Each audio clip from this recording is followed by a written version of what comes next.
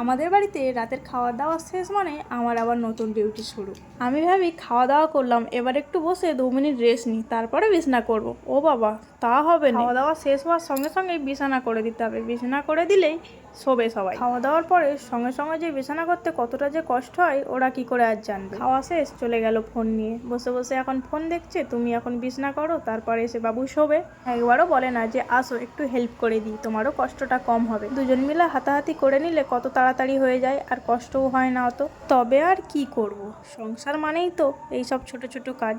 কিন্তু মাঝে মাঝে মনে হয় একটু হেল্প করলে কি সত্যিই এত কষ্ট হতো। আমরা তামিলনাড়ুতে থাকি, তাই নিচেই বিছানা করতে হয়, নিচেই শুতে হয়। তাই এই প্রতিদিনের বিছানা ঝামেলা, প্রতিদিন তোলো প্রতিদিন ফেলো, বহুত বড় ঝামেলা। তার উপর আবার খাওয়া দাওয়া করার সঙ্গে সঙ্গে বিছানা করলে কতটা ঝামেলা লাগে বলো দেখিনি। 2-5 মিনিট বসে যদি রেস্ট নিয়ে বিছানাটা করতাম তাহলে কি এমন ক্ষতি হয়ে যেত, কে কোথায় পালিয়ে যেত তোমরা বলো দেখিনি। কাজে আমার ভয় নেই, কাজ করতেও আমার সমস্যা নেই, কিন্তু এই খাওয়া দাওয়ার পরে তো একটু কষ্ট হয়। যাক গে, আর কটা দিন পরে তো ঘরে চলে যাচ্ছি, সেখানে গিয়ে আর বিছানা করতে হবে না। সেখানে আমার খাট আছে, খাটের মধ্যেই বিছানা করা থাকবে, মুসুরিটা টাঙা নাই, আর কিছুই না।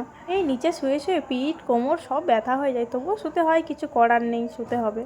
আচ্ছা, আপনাদের বাড়িতেও কি এমন হয় নাকি শুধু আমার বড়ি আমার সঙ্গে এমন করে? অবশ্যই কমেন্ট করে কিন্তু জানাতে ভুলবেন না।